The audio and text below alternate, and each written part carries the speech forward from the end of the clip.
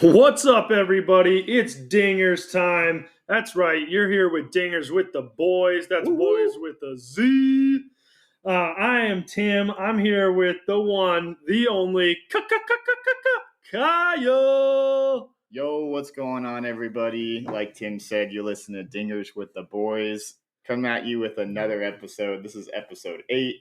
Last week we talked about NHL Winter Classic and home. We broke down every single sport and who has the best home advantage. And also just want to give everybody a last minute happy holidays. Hope everybody had a good Christmas.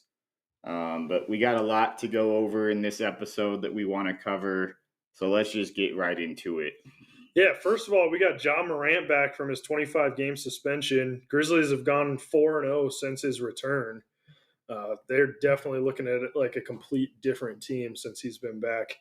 It's kind of weird. We've been talking about like his suspension, and it's almost like the NBA just like almost makes it that it just didn't even happen. It's just not even like that big of a deal. And I don't know if that's just because with what's going on with Draymond Green right now, and like but it's kind of crazy just to how under the radar it's almost came back.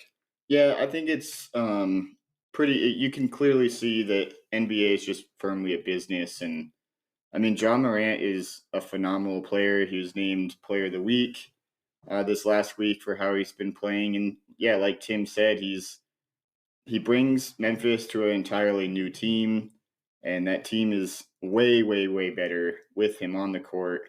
I think with the suspension, I don't know per se if it's like they're trying to make it look like it never happened or anything like that. But I mean, John Morant before the suspension, he was a star child. He was one of the faces of the NBA, For sure. and the NBA is, like I said, a business first.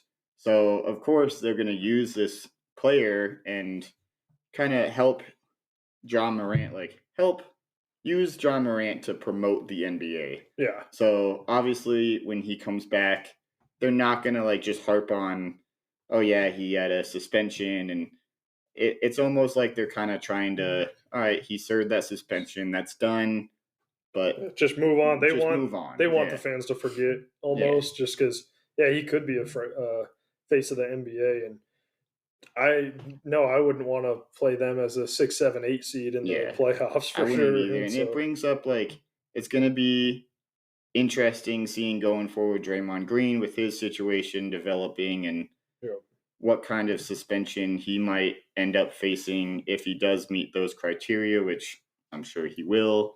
But I wonder if John Morant's suspension will kind of dictate some of dictate, it but like the main thing that's different between these two players is their suspensions are completely different. for sure. John Morant was an off the court issue, happened in the offseason.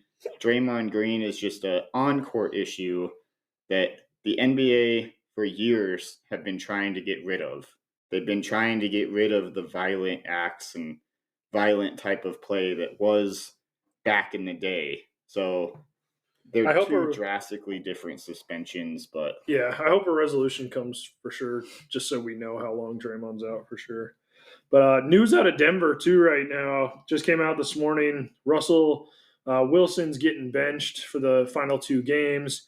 It kind of came as a surprise to me. I think he's actually been playing pretty good overall, and I don't think it's his issues that have us losing these close games. But I know you said some stuff about the financial stuff. yeah, the initial reactions and from what I'm hearing from everybody is the benching is not coming from performance related. It's not the Broncos really trying to tank. They're still trying to win. It's more coming to be financially flexible for next year.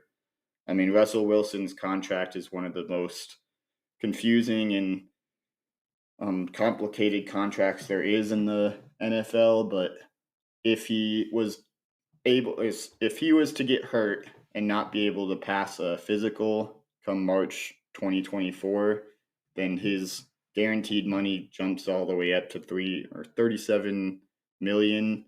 If not, and he Something is like able. 17, right? Yeah, it's around Something. like 17. So Yeah, so it it makes definitely sense. seems like the Broncos want to be competitive, and I wouldn't be surprised if they try to make some moves maybe this offseason, or they're still going to have a pretty high draft pick. It'll be interesting But to see if the Broncos win this week, and then all the other teams that we need to lose this week. So going into the last week, we have even a better chance at making the playoffs. And if they still keep Russ out, or if they're like, no, we're going to play, yeah, well, it'll it's be like interesting. losing to the Patriots was a drastic It's a loss rough one. because our playoff probabilities with that win would have only been like 40%. Yeah, I think it went from like But 48%. Now we're at 5%, yeah, which is, hey, you it's still like, got a hey, there's chance. still So a chance, but it's the been odds better of it than happening and the last few yeah, years. the So. schedules for the teams that we need to lose are very favorable. So Yeah, I think had we won, obviously Russell Wilson wouldn't be benched, but yeah. I think Denver is just A couple of those tough yeah. losses, tough close losses for sure. But other news out of Denver, very unfortunate. AG Aaron Gordon of the Denver Nuggets. There's word that he got bitten by a family dog on his shooting hand and his face on Christmas night after the game. He received 21 inches 20 sorry about that 21 stitches on his face and his hand, and he's out indefinitely. Who knows exactly how long he'll be out for, but that's a huge blow for the Nuggets. Oh yeah, it'll definitely be a huge loss, especially because AG has really stepped up his play Yeah, lately. He's been playing amazing on both ends of the court. We already know he's a great defender, but offensively he's been playing really well too. He just brings that extra physicality, I think, to Denver that yeah, the it's lineup nice just because doesn't have when he's not on the court. and he can guard those like LeBrons and stuff and Yeah. just hold his own pretty good, and then still do a little bit on offense. I know we're not really looking at him on the offense side as much, but he finally started shooting better free throws, and then he got his hand injured. So Yeah. I wonder if it's going to go back down. It's like been shooting his like best free throws the last 8 games or so of his career. But But yeah, we've talked before that about other Nuggets players stepping up and filling that void, and I mean we have tons of people that can do it. yeah, It's I like, hope. I think Drew Holiday, or not Drew, Justin yeah, Holiday. I think he'll probably step up into the starting lineup. Would be my guess. I think he would actually probably be the small forward. MPJ maybe move to the power forward. But hopefully we can get him back soon and yeah. kind of keep going. Could even see like extended minutes from Christian Brown, And maybe Zeke Peyton a little Watson, bit. Zeke maybe. But yeah, there's So definitely pieces that can step up, and we just need them to now. for sure. Last news before we kind of get into it is the Detroit Pistons are on a crazy losing streak. They've lost 27 straight now. They got Boston for their next game, which that's rough for them. And how long do you think it'll keep going? Like, how many games do you think their losing streak will go? Honestly, it's not looking good at all because it's not like they're losing barely as well. It's like they're losing by a lot most games. As like even teams that they do have a chance of beating, they lose by like 5, 6, 7. And now Cade Cunningham has requested a trade as well. Tim, I don't know if you saw that, but Yeah, he's on my fantasy team, and I've actually been really liking his play lately, and I've been picking the correct games, so it's nice. He's definitely stepped up, and it's weird because going into the season, I'm not saying that they were going to be a contender or anything, but I thought they could get into the play-in games yeah, or low playoff spot. I didn't think they were that bad.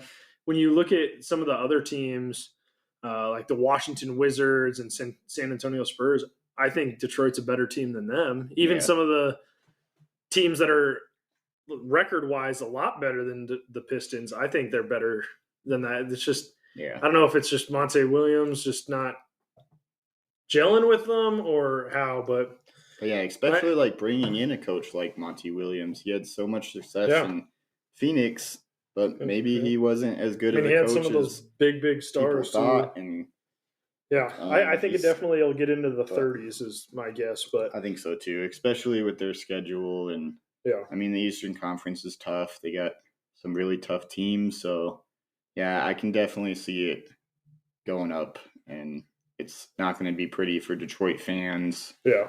especially if Detroit goes and lets Cade Cunningham go and trades him to somebody. They've got to do something.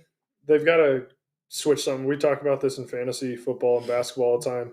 Even if you think you have these good pieces and it's just not working, it's like, man, in fantasy, it doesn't really matter teamwork necessarily, but you just got to flip something. So But yeah, it'll be interesting to see what they do. It will be interesting if they do go the trade route, where Cade Cunningham ends up. I know there's a lot of teams with a lot of draft capital, like the OKC Thunder, and then Chicago Bulls are always in trade rumors, but they've even said that they still want to compete.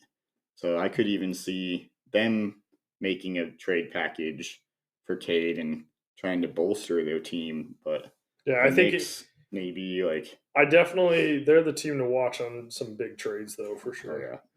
yeah. Staying with the holiday season, we kind of wanted to just talk about, like, we're going to talk about the NBA Christmas games here in a little bit, but we just wanted to kind of talk about our favorite Christmas traditions, New Year's resolutions, kind of some of our favorite traditions. Do you have any favorite like traditions when you were younger or right now that you like to do, or anything? Not even necessarily on Christmas, just in the Christmas season or New Year's. Well, Tim, I feel like you're gonna probably have this same tradition, but I remember growing up and Christmas Eve, we'd always get the whole entire family. We have a very huge family. For those that you don't know, me and cousin are Kyle, or me and Kyle are cousins. Me and cousin are Kyle's. No, Yeah. me and Kyle are cousins. So we've grown up together. But yeah, growing up, we'd get the whole entire family together, and that's always been my favorite part about Christmas. It's not the presents, it's not the stuff that you get, but you get to see family that you don't always get to see. So we always had the tradition of getting together with family and spending the holiday with them. So Yeah, I that's remember definitely going my over to favorite. grandma's house on Christmas Eves and just all of our cousins. It was just so much fun. And yeah, presents were cool when you're younger, but just being able to play with all your cousins and just running Yeah. around the house and just almost not even really having rules, just doing whatever you want. We were Yep. playing pool in grandma's basement, and I know that's holidays in general for us, especially when we were younger, because we'd play kickball in our backyard and everything. And I know as we've gotten older, it's been harder, but we've been trying to do kind of a cousin's Christmas, and Yeah. it's kind of bringing it back and seeing our kids start kind of getting those traditions as well. I also, one of my favorite things was putting up Christmas decorations with grandma. I was one of the ones that every single year I'd put them up with her.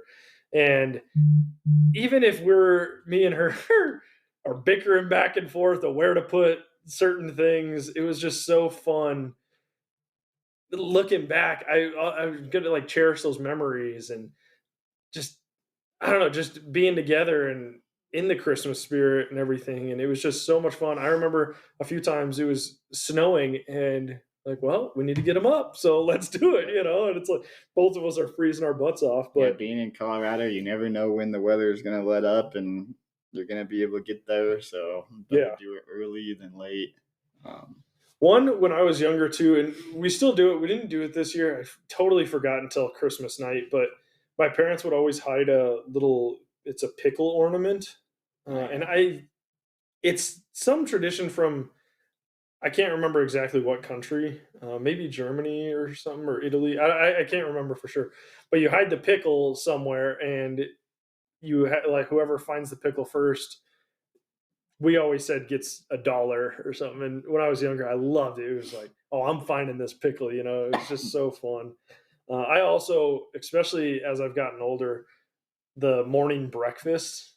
We always make breakfast in the morning, and I love breakfast. It's some of my favorite foods, and it's fun. And are you like me and you have the same thing for breakfast? Because yeah, we always have Danish rolls and cinnamon rolls. Those are the Christmas breakfast items. ours is like breakfast burritos, and I always I'll eat any of it.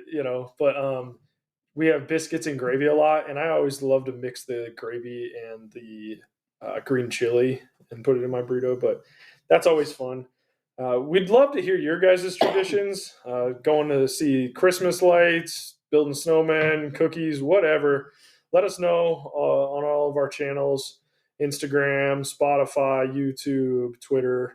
Yeah. Definitely let us know because we love talking about this stuff. Do you have any New Year's resolutions this year? I know I have a couple. They're probably pretty bland, but do you have any? Yeah, my Christmas or my New Year's resolution right now is actually about this channel. I want to see this channel grow as high as possible. We've had a lot of subscribers coming in these last 2 weeks, and we recently passed over 1,000 views, and so Woo!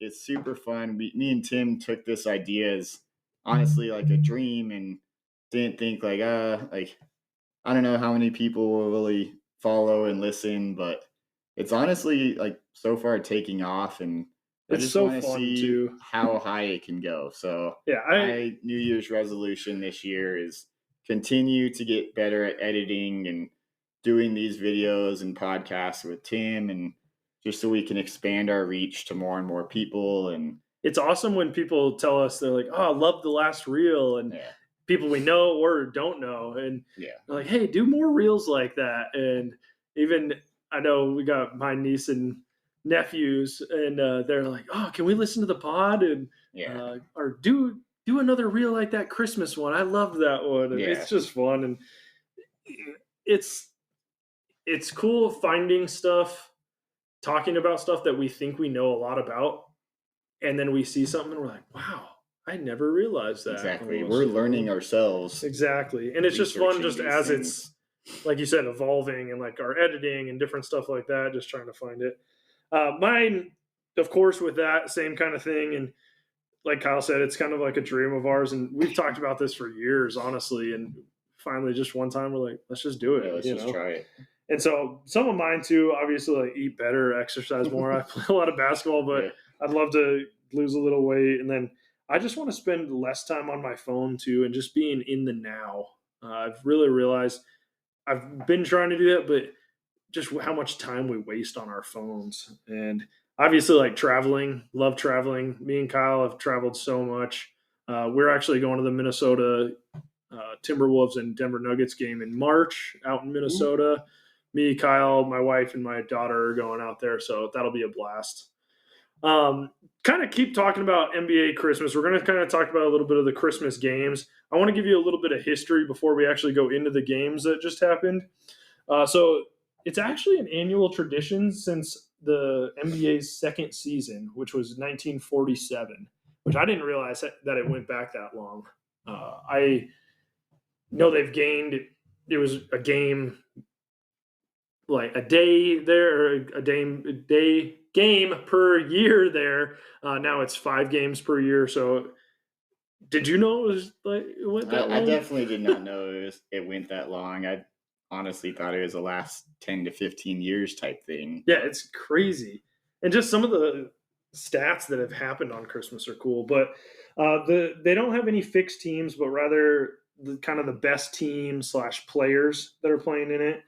The only season that wasn't played was 1998, and that was due to a lockout. The first ever game was, like I said, in 1947. It was against the New York Knicks, and they beat the Providence Steamrollers, which I don't even know who that is. Yeah. Uh, I'm sure some of our listeners remember, well, maybe don't remember, but know who the Providence Steamrollers are at least. But I think that's kind of fitting it. The first game was at Madison Square Garden. The most points scored in on Christmas was in 1984 by Bernard King. He scored 60 points. Luca almost beat him this He last almost one. He had 50 he had points. He was 50. on fire. The Knicks have the most appearances with 55 total. They're 24 and 31. There's only one active team that hasn't played on Christmas. I'm gonna see if you just. I'll give you a guess. Who do you think it is? It's probably going to be somebody not very good. And you got to think this is just ever on Christmas. I'm gonna take a wild stab and guess like Charlotte. You got it. Hornets. Yep, Charlotte Hornets. Hey. Yep, they're the only active team to never play on Christmas. There's been a couple players and coaches that have played on Christmas as a player and coach, Doc Rivers and Phil Jackson. LeBron holds the record with the most games played, which is 18. He also has the most total points scored, which, LeBron's LeBron. He's great. Yeah. It's kind of crazy. The home team is 145 and 77 ever on Christmas. And so I found that a little interesting because, like we were saying earlier, it's the best teams, best players. So you'd think that it would be actually like A little closer, 50-50, yeah. or maybe the home team a little bit, but that's quite a bit of difference, I don't know, actually. maybe it's because players don't really want to be traveling on Christmas and they're just Well, like, let's just get the game over with and so I yeah, and can when go they're the back home home or team, most likely their family's probably there at the probably, game. yeah. So yeah, maybe it kind of So maybe that has it to do um, with it. they still get to see their kids open presents and with Santa and everything like that, and so maybe that helps a little bit. I did look at some stuff, and most players take playing on Christmas actually as a privilege or an honor, or like they feel very fortunate. There are some that don't like it, and especially as a late, they've said that they'd rather be at home with their family. And I think, I honestly think that every single player would rather be home with their family. Yeah. But even those ones that wanted, like, have outspoken about that, they still, I think, find it is a privilege to play on Christmas because, like we said, that's the top teams that are playing. You want to be one of those top Yeah. teams, and so you want to be it. And it is it's often the highest rated games outside of the finals, including other playoff games, including everything else. That those games are often, and the NBA honestly is pretty set on this because other than the NFL, sometimes it's only when Christmas lands on those weekend esque weeks or whatever days that they'll play. But pretty much most years, it's only NBA games. No NHL. NHL won't play on Christmas Eve, Christmas, or the day after, and so it's they're pretty set on that. And lastly, is some say it's the unofficial start of the season, which it's funny because there's already been 30 games played, so Yeah. it's almost halfway through. But a lot of people say, all right, this is when players start playing. Yeah. So Yeah, we kind of talked about that with the NBA in-season tournament as well. So, yeah. And I think we got lucky this year with NFL having 3 games on Christmas and for me, it was hard to NBA having figure out which one to 5. watch. Exactly. I was Flipping stumbling back and forth. between a couple actually. Exactly. But Well, before we get into these games that actually happened this Christmas, let's hear a word from our sponsor here. Uh-oh, they're stuck in a lurch. Come on down to Colorado Hat and help them clear out their merch. Colorado Hat Company, soon to be vacating the Colorado Mills Mall. Deals, deals, deals. Everything must go. Tell them the Dinger sent ya.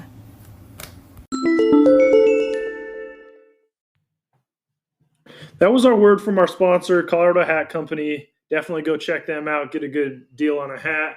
There's deals left and right out there. But we're gonna go into the NBA Christmas games. yeah, so we're just gonna go into each one. There was a total of 5. But going into the first one, you had Milwaukee Bucks traveling to the New York Knicks. New York Knicks actually won it.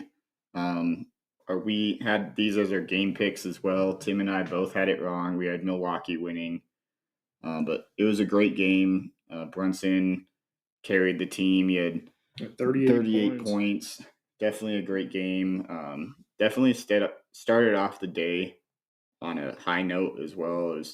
It was a really early game here in Denver. I think it started at 10 o'clock, yeah. 10 or 11.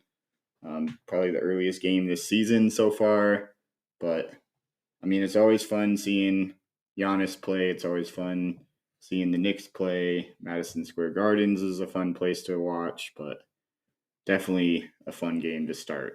Yeah, this one surprised me. I thought the Bucks were just the way they'd been playing. I thought they were going to take over and get this done, and it was a high-scoring game. I wasn't expecting as high as it was, but Brunson, yeah, 38 points. Another guy on my fantasy team. So I picked some of the Christmas games, so I was definitely excited. I kind of blame myself for picking the Bucks just because I didn't look at the schedules close enough. This was actually a rematch. They played each other twice in a row. The only difference, Milwaukee was at home and they easily won. And then they played on Christmas and the Knicks won. So, is this your first NBA game that you lost on the picks? This was my first pick that I was wrong on. But And it's really hard to beat the same team twice in a row, especially playing them back to back. Well, just the atmosphere in Madison Square Garden and everything, and Christmas, and it was fun to watch. And like I said, the Knicks I think the score was closer than the game actually was. I think the Knicks kept on the game kept on going, like the game flow. It seemed like the Knicks got up really big, and then the Bucks would like slowly inch past, and then Knicks would just answer with another run and kind of seal the gap. And that's how it went the whole entire game. I don't know if the Bucks really ever led, or if they maybe did, right at the beginning. But Knicks basically held control the whole way. You don't see that very much when the Bucks especially with two teams like these. Yeah. Next one, my favorite game of the day. Golden State Warriors came. Came to Denver. Nuggets beat them 120-114. Murray had a great game, 28 points. Wiggins on the Golden State side had a pretty good game too, 22 points. It seemed like Steph kind of struggled a little bit, and it seems like he's been struggling his shooting the last couple of weeks. I don't know what it is, just maybe the defense has increased, or maybe there's a little bit more pressure just with Draymond being out and everything. But I thought the Nuggets played great. And I also saw at the end of that game, I saw a stat that Steph Curry on Christmas Day has historically been bad. He's not really had any good games. He's had one classic like Curry game where he had 25 plus, but other than that, it's all been basically under 20 points, poor shooting from the field. So maybe Christmas kind of gets to him a little bit. So maybe he just doesn't really want to be out there. Maybe he's one of those players that doesn't really want to play on Christmas. But it was a very close game still. Golden State's always bring it versus Denver. There's kind of a little bit of a rivalry there. I think it goes back to when Andre Iguodala was on our team, and then the next year, like we lost to Golden State in the playoffs. Next year, he goes to Golden State, and it almost like you said, there's a little rivalry, and they beat us in the playoffs. We beat them in the playoffs, and I know I love being on the side right now, beating them. It feels good. It was kind of surprising because, especially with Curry playing that poorly, or should I even say like he didn't play poorly, but KCP just had his number. He was playing amazing defense all game versus him. Well, it's weird when we say poorly. It's not like they even have terrible games. It's the same thing with Jokic. When Jokic goes 14 points, 9 assists, 8 rebounds, or whatever, it's like, he didn't have a great game. It's still a great game. Man, that's amazing. It's not their typical game. It's just not what you're expecting from them. I was kind of expecting the game to be a little bit more lopsided, but it was very back and forth.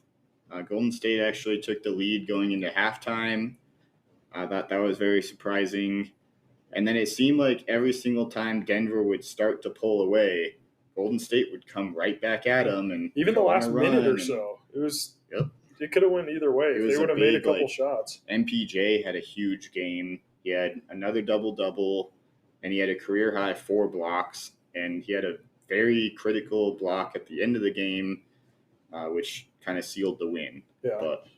But speaking of Jokic a little bit, this was his second game in his career that he had 18 or more free throw attempts. And I know after the game, Steve Kerr was not very excited about that, we'll say. He was saying that it was just ridiculous that he got 18 free throws. And it's funny to me because just in comparison, in their careers, Embiid has had 32 games where he's had at least 18 free throw attempts. Giannis has had 42 games where he's had at least 18 free throw attempts.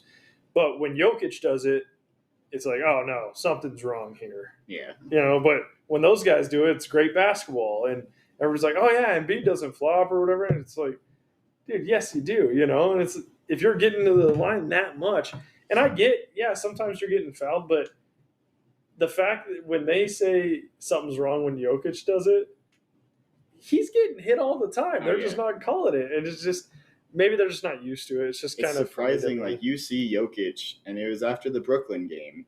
He literally had blood on his jersey. He has like 2 or 3 new scratch marks on his arms. As like he's literally going to war basically exactly every single game, but never gets calls. And we could keep going about the Nuggets. We're obviously huge Nugget fans, so we're definitely a little biased on that. Yeah. But next game, or both of us got that correct on the picks, by the way. Yep. We both picked the Nuggets. Next game, we went Boston Celtics at the Los Angeles Lakers. Boston ended up taking this 126-115. Anthony Davis had a monster game. He had 40 points. Porzingis had 28 points. Boston just overall, they're such a great team. It surprised me because they're a great defensive team. And so the fact that the Lakers scored 115, I was surprised. I picked the Lakers to win. However, I thought it was going to be maybe a 102, 104 game, kind of right over 100. So this was another high-scoring game. And I feel like all 5 games overall were actually high-scoring. So maybe it's just the Christmas feel. Yeah, it just pumps everybody up a little bit. Yeah, I think this game clearly shows that Boston's just on a different level. And it seems to me that, all right, Boston is the best Eastern Conference team and Denver's the best Western Conference team. It's just looking at these games, all of them at that standpoint, you can just see those teams are a step ahead of everybody else, it seems like. Boston's just got too many stars on their team that, all right, if Tatum's having a bad game, Porzingis will keep it up. If Porzingis is having a bad game, Jaylen Brown will, or even Derek White, which you're not thinking of him as an offensive guy, but there's definitely times that they're just Drew Holiday hard to play against. And the Lakers, they've been kind of slipping ever since the NBA in-season tournament. They're not playing as well. You can kind of see their age coming out. I know they're in a lot of trade rumors too. I wouldn't be surprised if they try to go after Cade Cunningham. Yeah. I just don't know if they are willing to give enough up for him that Detroit would take. But so I think this was a very good game, but Kyle won that one too. He picked the Celtics. I picked the Lakers. So I'm 1-2 on the game so far. He's 2-1. And so right now he's gained 1 on me, so we're even for the year. Our fourth game we had was the Philadelphia 76ers going to the Miami Heat. Miami Heat won 119-113. And this was a tough game because Embiid wasn't playing. So Jimmy Butler was also out. Exactly. And so it's these top players, and that's a big reason why they probably were playing on Christmas. Yeah. Those Butler and Embiid. 2 players, yep. The other guys did step up. Tobias Harris scored 27 points. The rookie over in Miami, Jaquez. He had his career high, 31 points. He had a great game. I think he had 7 rebounds as well and 6 assists or something like that. But he played great. I remember me and you on draft night for the NBA. We wanted the Nuggets to draft him, and I remember watching him up at CU playing against UCLA a couple times, and he just seems like one of those guys that he's a big hustler. He might not be an all-star ever, but he's a great role player, and he could be like that 5th, 6th guy and just really a hustler. And when you need to make a play, he's there. And so that one, unfortunately, just didn't have the flair as kind of thought it was going to be. Kind of anticipated. Yeah. Me and Tim both picked Philly, but definitely the injuries played a part of it. Both got that wrong. Yeah. So that sucks. But, I mean, it was still a pretty good game. It's always fun to see when those star players are out. All right, who's steps up? And, I mean, Miami is always a team that they're kind of underdogs. They're always underlooked. But, I mean, they got a lot of fight in them. They got a lot to play for every single game. Tyler Hero coming back has been a huge improvement for them. It's crazy with Miami. You think that they're maybe not going to make the playoffs or be so low, and then they just make stuff happen. Yeah, Spoelstra is a great coach over there, and somehow they make it to the Eastern Conference Finals. They make it to the finals. And it's just like, man, I like it. I like that fighting them. It is unfortunate Embiid getting hurt. We'll see how long he's out. I did see it was a pretty nasty ankle injury, but he did end up coming back in that game. So I thought it was kind of interesting that he sat out, but obviously they're not playing for just one game. They're playing for the whole entire season, and they need Embiid to be healthy. You can clearly see that. Of course, every single team is not going to be as good without their star player, but yeah, I mean, it clearly shows that without Embiid, that Philly team lacks. Yeah. But I bet you that was the least rated game for sure of the 5. Probably. It probably could have been one of the highest rated if those two stars played, but obviously not. The last game we had was a great one. Dallas Mavericks at the Phoenix Suns. Mavericks ended up winning 128-114. And like we said earlier, Luka went off for 50 points. And he just looked unstoppable in that game. I know Grayson Allen, too, for Phoenix. He kind of surprised me. He had 32 points. Yeah. And so that kind of came out of nowhere, I feel like, Grayson, a little bit. I was watching this game, and it was crazy because it was very, very close basically the whole entire way. Dallas was basically winning the whole entire time, but Phoenix, they would come back and they'd take the lead. There was a lot of lead changes, but they weren't by much. And yeah, it was just very surprising. Grayson Allen of all players. You'd think it would be like Durant or Booker that would be going off, but no, it was Grayson Allen, had a career high in points. But I mean, Luka always just seems to step it up when he's going against Phoenix. There's a lot of bad blood between him and Devin Booker. I know, they don't really like each other. They're always talking back and forth at each other when they play. I like Luka. Luka always plays well. I know there's rumors that him and Jokic want to play together. Yeah. And man, I hope it's in Denver. That'd be so cool too. Yep. But yeah, Luka, he went off, and he's been having an amazing season. But I did pick the Mavericks. Yep. And Kyle picked the Suns, so I gained my game back. So for the year, we got one more week to pick, but I'm up on Kyle by one game. We got 3 more games to pick, so part of me just wants to almost pick what he picks just to get the win. But, I'm not like that. I won't do that. But it's kind of surprising looking at me and Tim's records on game picks this year. Tim is undefeated in NCAA football. So am I. We're both 3-3. But Tim's also 3 for 3 on NCAA basketball, and his worst sport is actually NBA. Yeah. My best, not including NCAA football, was actually NBA. So it's just kind of surprising. And these are close games. These are the top teams playing against each other. We're not picking. Yeah, we try to pick some of the top matchups. Yeah, we're not picking easy gimme winners or whatever. At least not when we do the episode and the games come out. Of course, injuries might come out that favor either one of us. But yeah, it's just kind of surprising how well we're doing. I mean, overall, Tim's at 65% accurate. I'm at 60. So that sucks. We're both. I'm just kidding. But yeah, it is crazy. Interesting how the end of the year goes and these final 3 picks go. But yeah, talking about our 3 picks, let's just go ahead and go into it. First, we're talking about the NHL Winter Classic last week. It's January 1st, this next Monday.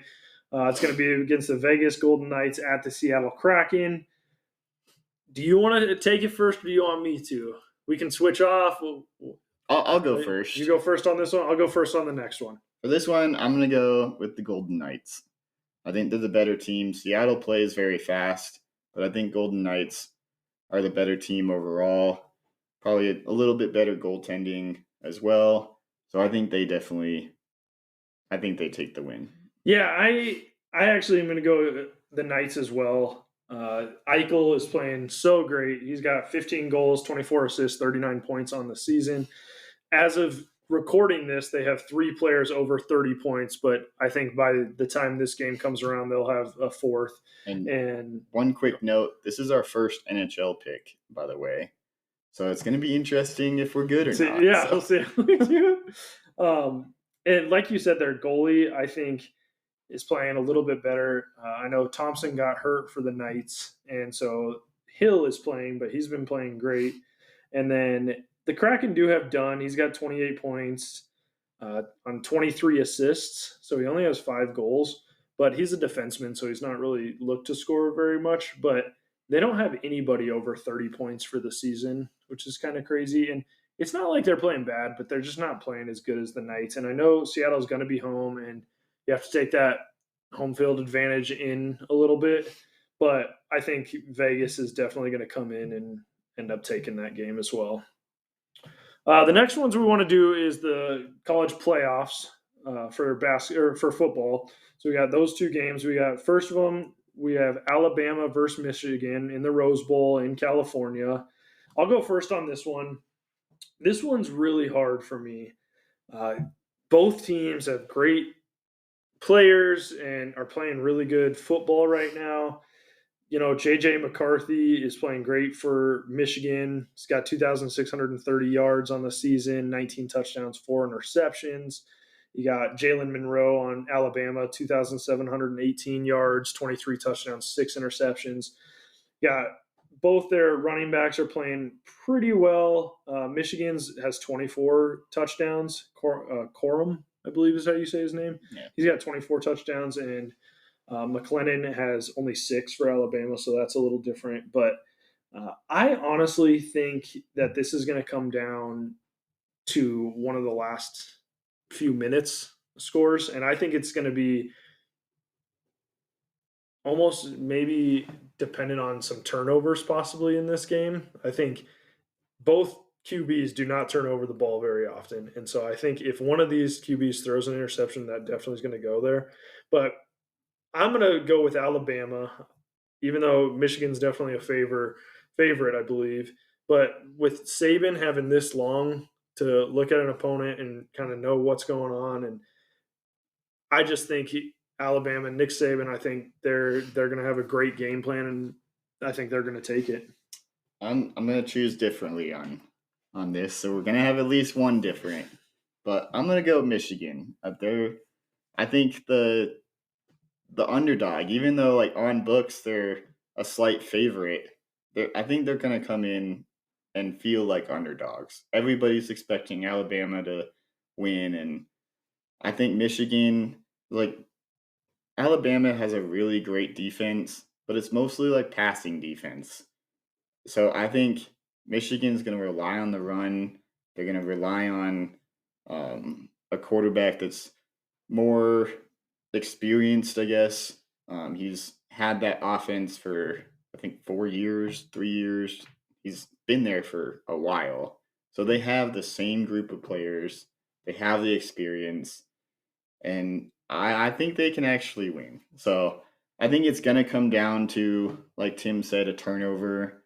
But I think it's going to be Michigan. Like, they'll be able to turn the ball over as well. And I think relying on the run game and controlling the clock is going to benefit Michigan. So in that sense, I'm going to go Michigan. Okay, so we'll see. Kyle could get one, or I could go a little higher, on that. I do think, as of right now, the winner of that game, I think, would be my choice for the big championship. But we'll kind of see. Our last game, we got the Texas Longhorns versus Washington Huskies. They're in the Sugar Bowl in New Orleans, and this is the 2 versus 3 seed.